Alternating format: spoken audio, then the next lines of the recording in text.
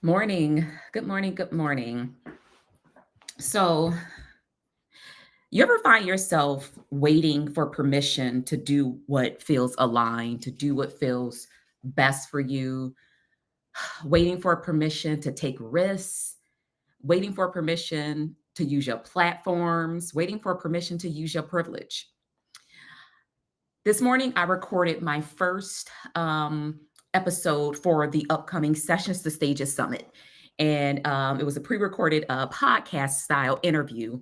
And the person I was interviewing, talked about their authenticity, talked about their unique identities, and basically focused on how to own those things and how to use your privilege, which is can give you permission to use your platform. And so that interview was super meaningful for me because one, it was the first interview I did to kick off this upcoming summit, which will be happening October 6th through the 8th. And it will be online and it's for mental health professionals. It is a 3 day summit and it's going to have 15 plus dynamic speakers. And it's created for us so that we can turn our session wisdom into stage worthy speaking services so that we can impact more lives, make more money without burning out or getting burned. I have speakers who are going to be holding space.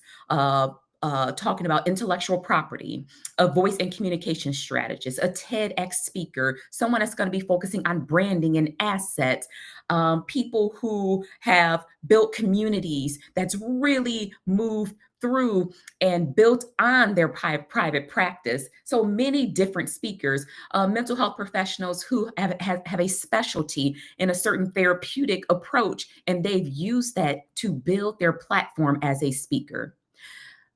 So, to my point, how often are you waiting for permission to do what feels best for you? Many times we're navigating life and we're afraid to take the risks. We're afraid to take the risk because maybe nobody in our family did it. We're afraid to take the risk because everybody's doing it. We're afraid to take risks because what will people think about me?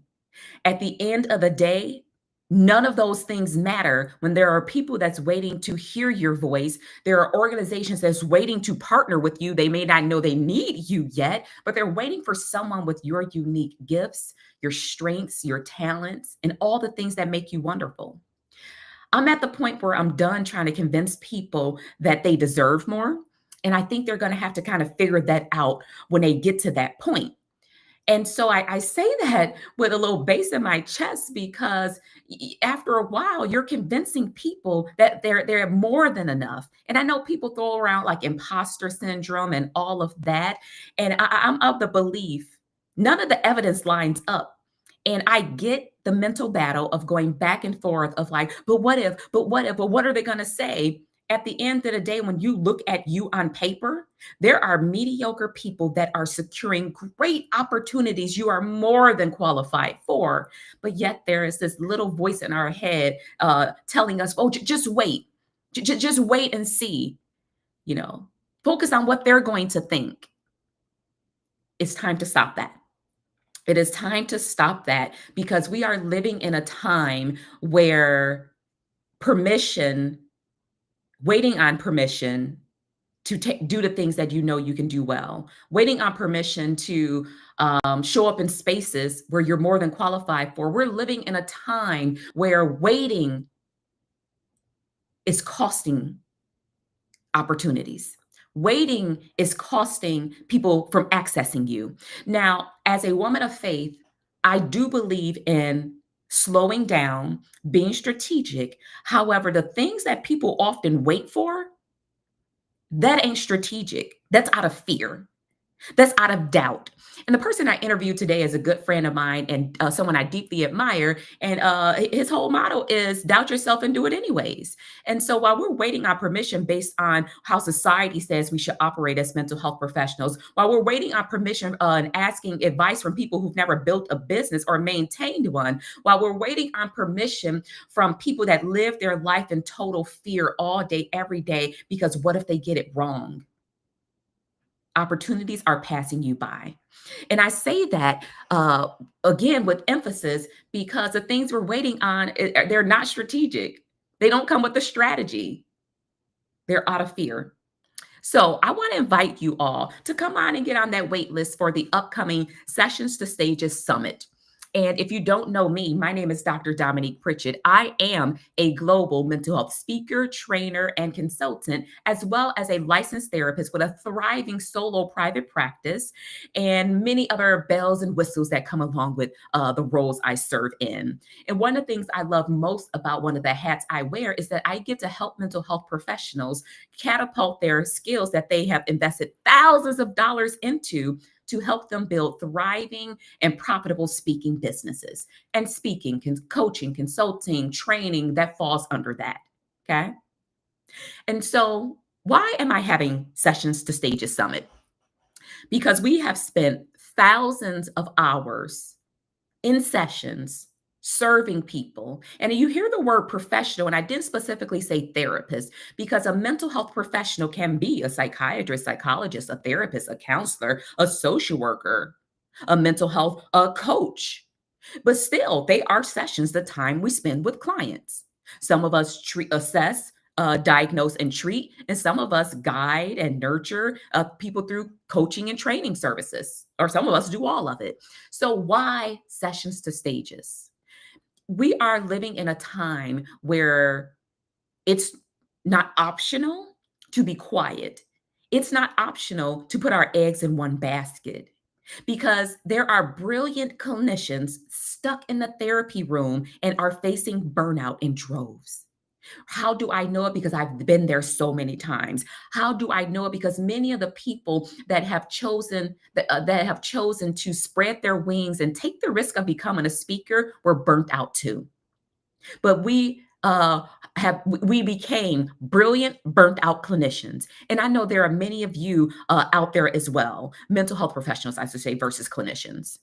Why? The why behind this summit is there continues to be a lack of knowledge for mental health professionals to understand how do they package their expertise and experiences into paid, profitable services. Within the summit, we're going to talk about everything: how to package, how to pitch, how to position themselves so that they become the undeniable choice in the lane that feels most aligned with them. So, another why behind the summit: here's the reality. Folks don't have 25, 30, $40,000 to invest in many of these programs. And here's the reality: I've gone through a lot of them. Most folks don't have that at this time. And so, this summit, first of all, I want you to keep in mind that it's free to register. Of course, there's going to be an area where you can kind of bump up that ticket to get deeper access, more resources to kind of catapult your speaking business. And so when we think about a lot of these big name programs and big ticket programs, folks just don't have it like that nowadays. And so the summit is designed to break down barriers that's getting in the way of people elevating their voices. One of the best things I can encourage people right now is to start. Just start. Start with your research. Start by joining the summit. Start talking to people that are doing it. In 2024, last year, I spoke 105 times. 80 plus, 80 of them, of the 100 were paid. Very well. This year, I've spoken half of that number already, and my income has doubled. So why did I speak 105 times in 2024? Because it was my year of finalizing some research. Where do I best need to show up? What are companies actually looking for? And even after a year, things have changed when pitching companies and doing partnerships with them. What are they looking for? And when I talk about companies, it's corporations, colleges and universities, community agencies. Things change really fast within a year. Why? Because they are feeling the pinch of what's happening socioeconomically and politically. So me speaking 105 times last year, I enjoyed the ride. Towards December, I was like, I'm closing my calendar. There's nothing left in me. But I decided to do that because I needed the research of how I can best show up for other mental health professionals where they don't have to speak 105 times to make an income and make a deeper impact. And so at the Sessions to Stages Summit, you're going to hear from a number of speakers, and not all of them are mental health professionals. They are allies for us, people who want to see us protect our assets, the things we invest money into, our time into, our research into, people who's going to help us protect our voice, learn how to communicate. Don't be afraid to negotiate and go for the ask. This is why I'm holding this space. The things we learn or the things we talk about, we teach in session. Guess what? There's a version of that that can show up in the speaking world too. We have a unique gift and ability to understand people. We've studied them, human behavior. So you're already a huge step above everybody else. But again, we're waiting for permission from the wrong people and based on the wrong things. And that's not strategy. And so, what makes the summit different? Excuse me. It's built on practicality. It's very solution focused and it's rooted in our lived experiences. I'm not giving information that does not apply to us. I'm not bringing in speakers just because they have big communities and all of that. I'm bringing in people that's serving and plugging the holes of the holes of a mental health professional that's not taking initiative. I'm plugging in those holes. How do I know? Because I've done years of research to prepare for this summit. And it's designed for us to start at the top and not the bottom. Most mental health professionals, when they're starting their speaking business, they're starting with believing they have to do everything free. They're believing that, well, I only have to stay in my state boundaries. Here's the reality: the speakers that I'm working with, and even myself, we're international, we're global. We have clients in the UK. We have clients in Brazil, Canada. The reason why we can do that is because with our gifts as mental health professionals, there are no state guidelines saying, oh, well, you have to qualify for this CEU to do this. No, we're not providing clinical services as speakers and trainers. We're using everything we got in our arsenal to create a life of a little bit more ease, income, and impact. So, I've had a long week. The past 2 days, I've spent 2 days, so 6 hours each day, facilitating a critical incident response. And it wasn't steady the whole 6 hours each day, but it was a taxing on my voice. So today, I am planning to take my nephew school shopping, and I'm going to rest my voice after that. But I share even that role as a critical incident responder because I accept those calls, one, because I want to be the one that can show up and help people when they're in the most tragic stages of an experience, whether it's the loss of a coworker, a workplace robbery, a shooting in the neighborhood. I have been a crisis worker since 2007. So I operate very well in chaos. But another reason, without overstepping any of my contractors' boundaries, is I am listening, I am learning. What are the issues that's showing up for people in the workplace as it relates to crisis situations? And as a speaker that talks about evolving mental capacity before a crisis, that's what I work with organizations on, changing their behaviors, how they approach their people. Because it's not just productivity, it's not just profit.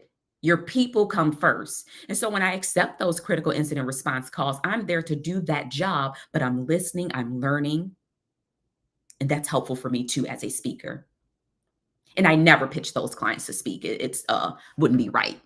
Okay. And I share that because we often forget the spaces we're in, how much data that's giving us to grow as a speaker. That's why this summit is important. So, what will you walk away with? Realistic, tangible, action driven solutions, not things that you can put on your to do board and it might make sense 5 years from now. Every speaker will offer something practical and tangible for you to implement within 24 hours to move your needle forward. You will walk away with insights on how to pitch, how to package, and how to position yourself as a speaker who can hold the space outside of sessions. And this is your permission slip to see yourself beyond one on one sessions, group therapy, or however you define your sessions. So I invite you. You might see me looking at two places. I'm streaming across 5 different platforms right now. So on your screen, you may see a link at the bottom where you can register. Go to speaktothesoul.com/summit wait and get on the waiting list. Registration opens September 15th, y'all. And it's opening. It is opening. And I am learning a lot from planning a comprehensive summit, not just a masterclass, a whole summit with 1,000 moving parts. And I am enjoying the process because I'm just getting started. So go ahead and get on that waiting list because there might be a really awesome surprise for those that are on the waiting list even before the summit kicks off. So the link is at the bottom on some of you all's platforms. And thank you all so much for just popping in today. I truly hope I see y'all at the summit, and tell a friend, tell an internet cousin. Don't keep this to yourself. So as I started off, stop waiting for permission to speak up when you need it, when it's needed most. Now is the time. But let's get you strategic. Let's help you identify your speaking services, and let's help you build that confidence to start speaking up in the way that feels best for you. Y'all have a positive day.